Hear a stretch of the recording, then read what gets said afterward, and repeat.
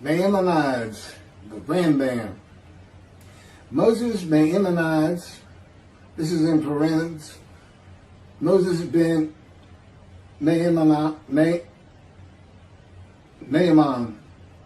known in rabbinical literature as Rambam, from the acronym Rabbi Moses Ben Maimon, from 1135 to 1204. A rabbinic authority, codifier, philosopher, and royal physician. The most illustrious figure in Judaism in the post-talmudic era, regarded by many of the greatest Jewish philosopher of the Middle Ages, and one of the greatest of all time. He was successful in bringing four cultures, Greco-Roman, Arab, Jewish, and Western, together in one person, and in doing so remains one of the most influential religious philosophers of the intellectual world. His teaching influences other faiths as well as Jews. However, it is his commentary on Jewish texts that mark him out as one of the most influential and important Jews in history. He wrote 3 major essays on Jewish law, the most famous being The Guide for the Perplexed. And each of them is still regarded as hugely important in Jewish philosophy. This monumental work laid the foundation for all subsequent Jewish philosophic inquiry known as Chakirah, and stimulated centuries of philosophical Jewish writing. His large 14 volumes work, Mishneh Torah, to date holds canonical authority in regard of the codification of Talmudic law. That was from the Jewish Virtual Library on the internet, the famous people, and the BBC. Rambam says in chapter 12, paragraph 2 of the laws concerning King Moshiach, our sages taught there will be no difference between the current age and the era of Moshiach, except our emancipation from subjugation to the Gentile kingdoms. The simple meaning of the words of the prophets appears to imply that the war of Gog and Magog will take place at the beginning of the Messianic age. Before the war of Gog and Magog, a prophet will arise to rectify Israel's conduct and prepare their hearts for the redemption, as it is written. Before I go any further, there will be no war of Gog and Magog. Period. I am Moshiach. This is the the era of Moshiach. And in addition, I'm not here to rectify Israel's conduct.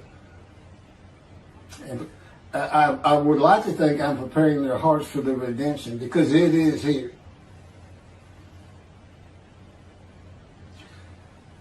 This is from Malachi chapter 3, verse 23. Behold, I am sending you Eliyahu, which is Elijah, before the advent of the great and awesome day of God. He will not come in order to declare the pure impure, nor to declare the impure pure. Nor will he come in order to disqualify the lineage of those presumed to be of flawless descent, nor to validate lineage which is presumed to be blemished. And I agree. Rather, he will come in order to establish peace in the world. As the above prophecy continues, Malachi 3, verse 24, he will bring back the hearts of the fathers to the children. And that is incorrect. I don't come here to bring peace or have the world come to peace or to establish peace in the world. No one can do that. Humanity will never be at peace. It's just not what man is. It's not how things have ever worked. Elijah does not come to establish peace in the world. And again, God dictated this to me. I didn't come up with all this on my own.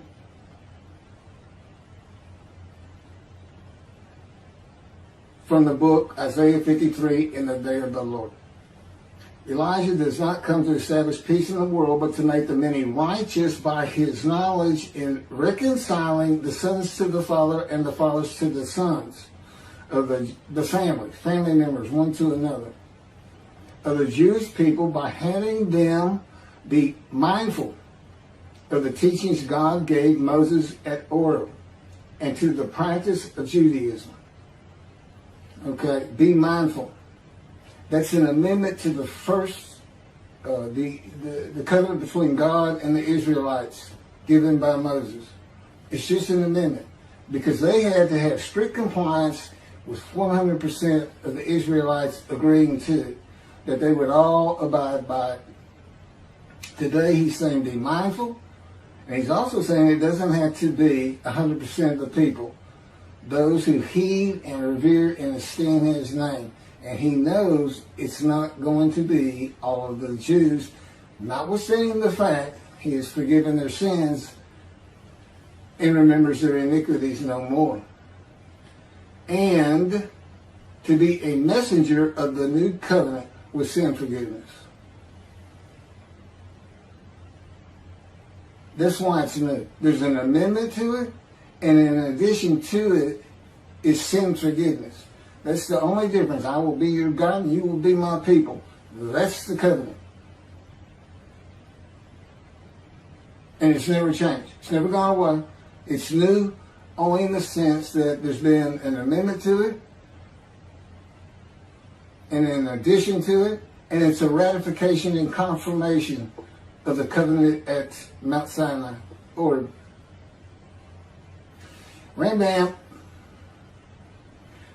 and the sages say in chapter 12, paragraph 3 of the laws concerning King Moshiach, God makes it real clear. He calls Moshiach, my servant David, a shepherd.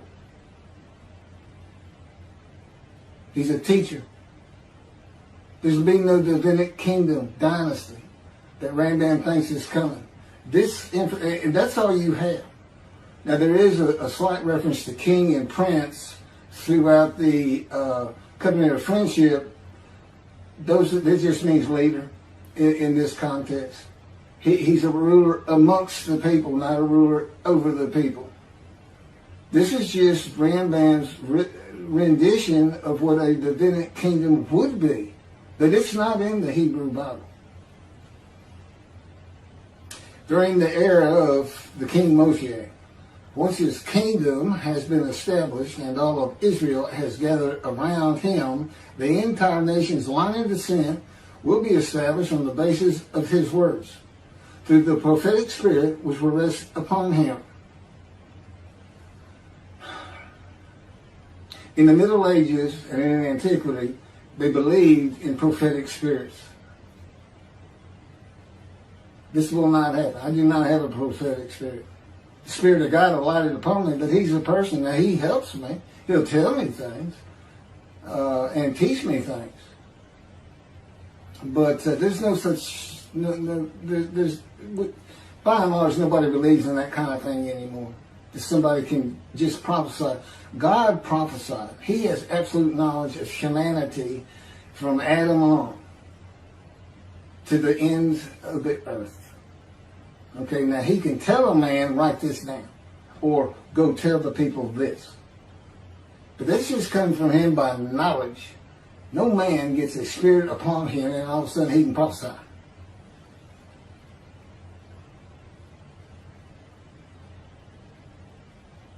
So no, the end time nation's line of descent is not going to be established by anybody, including and not myself, and I am Moshiach, or God Himself. So that's just not going to happen. As it is written, He shall sit as a refiner and purifier. He will purify the lineage of the Levites first, stating that this one is a priest of defined lineage, and this one is a Levite, a defined lineage. Rambam basis for this belief is a verse in the book of Ezra, chapter 2, verse 63.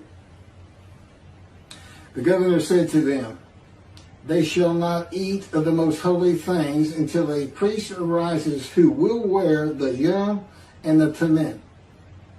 From this verse, one can infer that the genealogy of those presumed to be of unquestioned priestly and Levitical lineage will be traced by means of the prophetic spirit, and those found to be of such lineage will be made known. He will define the lineage of the Israelites according to their tribe alone, i.e., he will make known each person's tribal origin, stating that this one is from this tribe and this is from another tribe. It's not going to happen. And he's talking about Moshiach being the purifier. He got that wrong too. He shall sit as a refiner and purifier from the first paragraph of chapter 12. Paragraph 3 is not Moshiach. God purifies and refines. And he comes with Elijah and the angel of the covenant that you desire. Rambam says the prophetic spirit will rest upon the anointed one.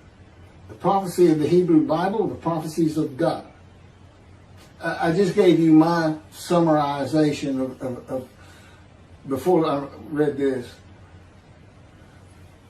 of what I'm about to reread. The difference is, this sounds better, and this is what God dictated.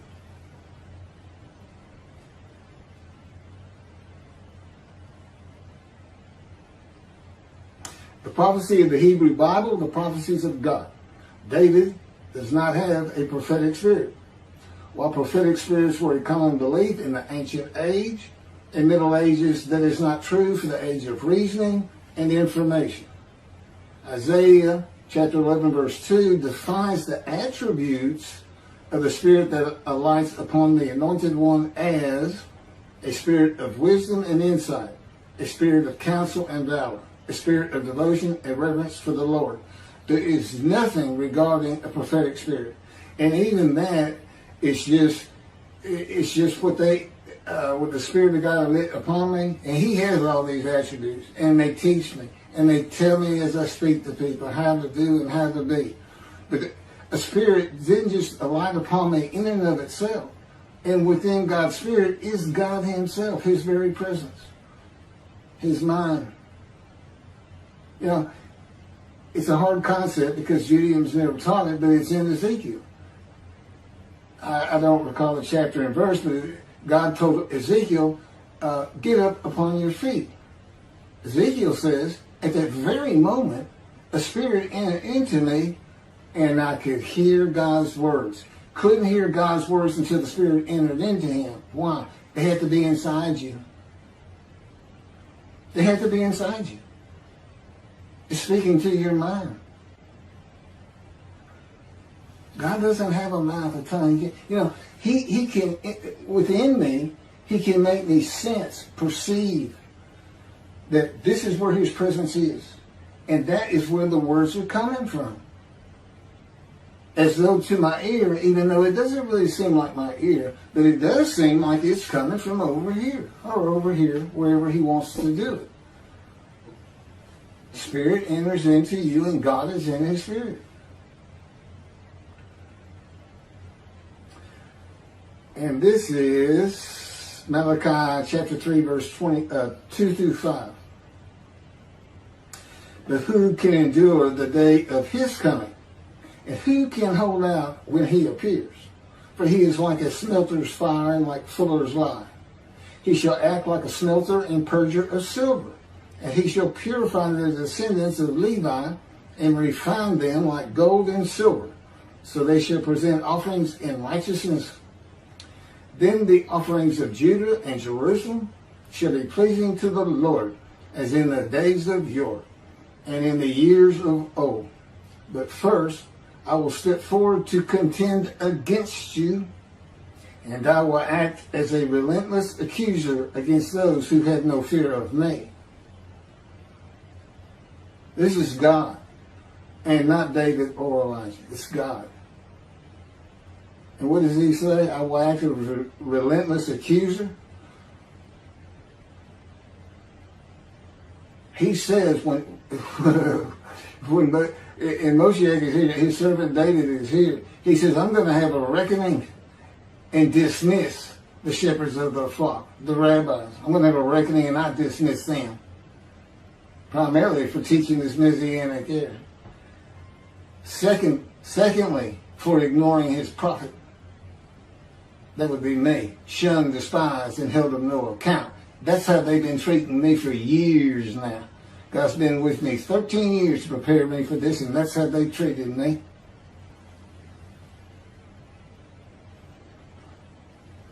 In Hebrew writing, it is common to express the same idea twice. Okay, God's telling me to move on. I don't need to hear that. It just had to do with smelting and this and that. In Malachi 1 and 2, the priesthood has been defiled. They offered polluted offerings. They had turned from God, refused to listen to him, and they profaned God's covenant. They disregard God's ways. This is in quotes from Ezekiel chapter. Well, it's in quotes anyway. Those who have no fear of me would be the priestly tribe of the Levites, and not pertaining to genealogy or tribal lineage, but to Ezekiel 34. Thus said the Lord God, I'm going to deal with the shepherds. I will demand a reckoning of them for my flock, and I will dismiss them from tending my flock. It's Ezekiel chapter 34, verse 10. Then I will appoint a single shepherd over them to tend them, my servant David. Again, that's Moshiach. He shall tend them. He shall be a shepherd to them. Not a king. I, the Lord, will be their God. My servant David shall be a ruler among them. I, the Lord, have spoken, and I will grant them a covenant of friendship. Malachi chapter 3, verse 3 says that he shall purify the descendants of Levi and refine them like gold or silver, so that they shall present offerings in righteousness. This would be those rabbis who accept the words of the prophets of God as interpreted in this day of reasoning and information, and not as interpreted in the ancient age and middle age. If you want to be purified, if you want to get out from under the dismissal, you're going to have to learn everything God dictated to me in Isaiah 53 in the day of the Lord, and the second book, the life of God's righteous servant of Isaiah 53, which is my life.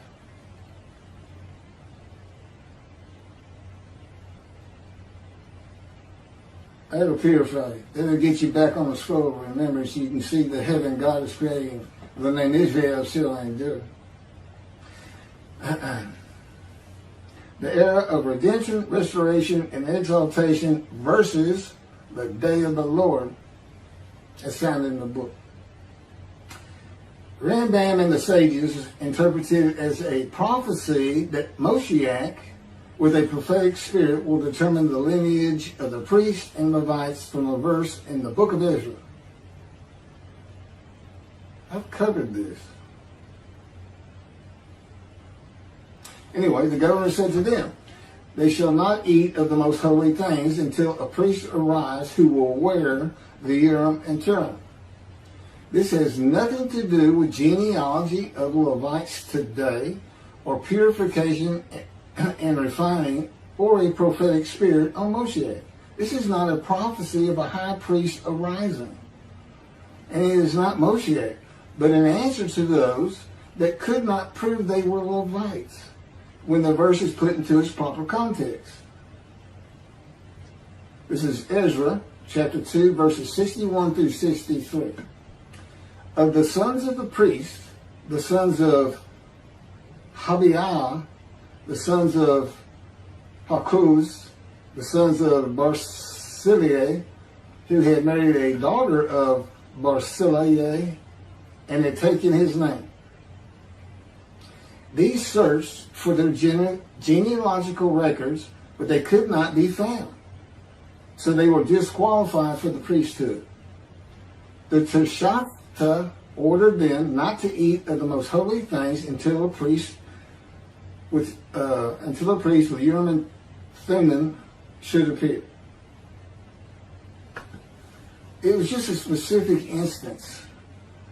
In the Hebrew Bible, the Urim and Thummim are elements of the breastplate worn by the high priest attached to the ephod. They are connected with divination in general and kleromancy in particular, a belief in antiquity and the Middle Ages rarely believed in today. Two objects used by the high priest to answer a question or reveal the will of God. The ephod was made of fine linen and consisted of two pieces which hung from the neck and covered both the back and front, above the tunic and outer garment. Kleromancy is a form of sortition, a casting of lots. A casting of lots in which an outcome is determined by means that normally would be considered random, such as the rolling of dice, that are sometimes believed to reveal the will of God. Casting of lots, the will of God.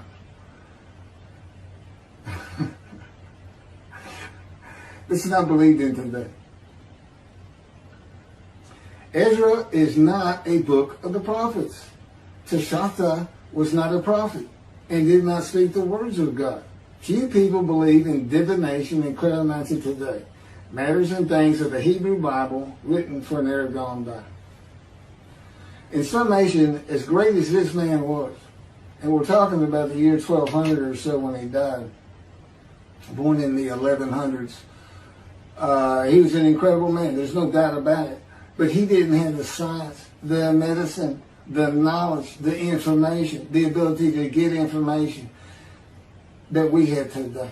It's a different time. We just don't believe in some of these things they believed in. You can't just say or say, just say.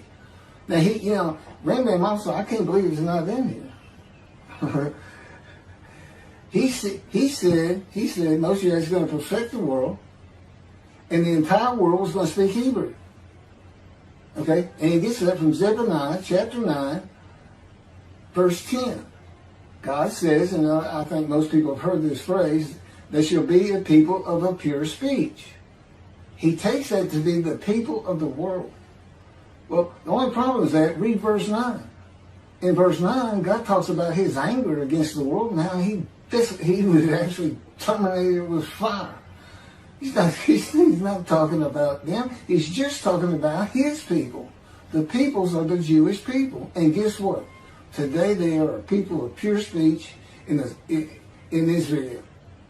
See, the only time an ancient language has been revived in the modern times, and that's Hebrew. That's their official language, along with Arabic in Israel.